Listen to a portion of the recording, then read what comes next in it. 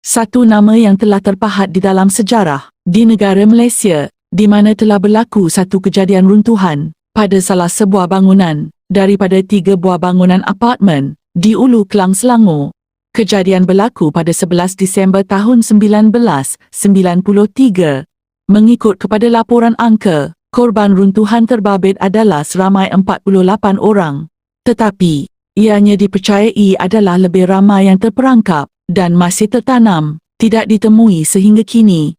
Selepas berlakunya runtuhan, 2 lagi blok di kawasan itu dan beberapa blok di sekitarnya telah dikosongkan di atas faktor keselamatan.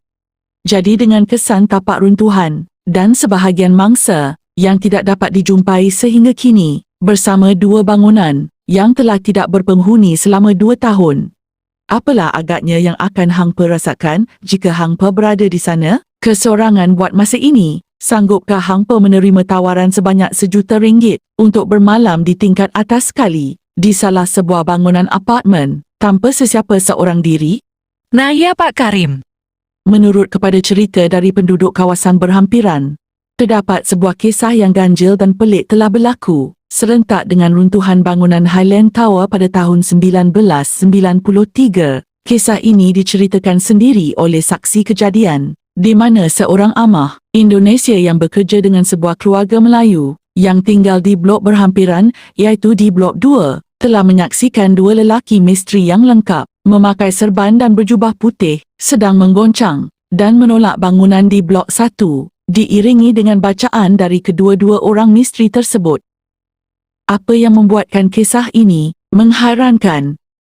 Saksi yang menceritakan kisah ini juga sanggup bersumpah apa yang disaksikannya adalah dari matanya sendiri.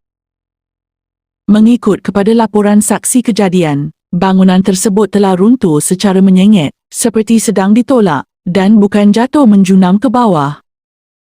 Pengalaman yang dilalui oleh seorang pemandu teksi di ibu kota yang diceritakan ini memang agak menyeramkan dan berlaku di tengah malam. Ceritanya begini, ketika itu waktu adalah hampir 1 pagi. Seorang pemandu teksi yang baru sahaja menurunkan penumpang di sekitar ibu kota bercadang untuk pulang ke rumahnya di Gombak. Kerana kepenatan dari pagi keluar mencari rezeki, di dalam perjalanan memandu pulang dari pusat bandar, seorang wanita telah menahan teksinya dan kerana Pak Long merasa kesihan melihat wanita tersebut bersorangan di tengah malam, pemandu teksi itu membuat keputusan untuk memberhentikan taksi dan bertanya di mana dia mahu pergi. Wanita itu berkata dia mahu pulang ke rumah. Namun apa yang agak pelik, semasa menjawab pertanyaan, wanita tersebut menundukkan kepalanya ke bawah. Pemandu teksi itu pun berniat untuk menghantar wanita itu kembali ke rumahnya, walaupun dia agak keletihan pada waktu itu. Apabila ditanya di mana rumah wanita tersebut, katanya di Taman Hillview Highland Tower.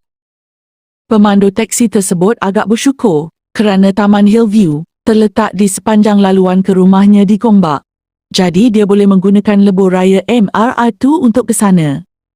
Tetapi di dalam masa yang sama, dia terlupa bahawa salah satu bangunan di situ telah runtuh dan bangunan di sekitarnya juga tidak berpenghuni lagi kerana telah berpindah atas arahan pihak berkuasa. Setelah kira-kira 10 minit berlalu, ketika kedua-duanya membisu, secara tiba-tiba, pemandu teksi tersebut teringat akan peristiwa runtuhan bangunan di situ yang baru sahaja terjadi dan beliau terus merasakan ada sesuatu yang tidak kena dengan wanita yang ditumpangkannya ini. Pelbagai persoalan timbul. Siapakah wanita ini? Masih adakah lagi penghuni yang belum berpindah? Jika ada pun, memang level pemberani betul lah. Oleh kerana keinginannya yang begitu kuat untuk mengetahui siapa wanita itu, pemandu teksi itu terus bertanya setelah sampai ke destinasi. Kate masih tinggal di sini ke? Lebih kurang dalam 30 saat, sunyi tanpa jawapan. Wanita itu menjawab, Masa bangunan tu runtuh. Saya ada di dalam dan kedua-dua kaki saya telah putus. Cuba abang tengok kaki saya ni. Kodong dan berdarah kan? Pemandu teksi itu tidak mahu melihatnya, tapi kepalanya tetap menoleh ke belakang di kerusi penumpang dan Dia seakan-akan tidak percaya dengan apa yang dilihatnya. Kedua-dua kaki wanita itu memang kudung dan dipenuhi darah. Lututnya lemah, kakinya tidak bermaya lagi untuk menekan pedal minyak. Dia hanya mampu memandang dan terkaku apabila wanita itu membuka pintu teksi dan turun, sambil merangkak menuju ke arah runtuhan bangunan tersebut, sehingga wanita itu hilang dari pandangan matanya.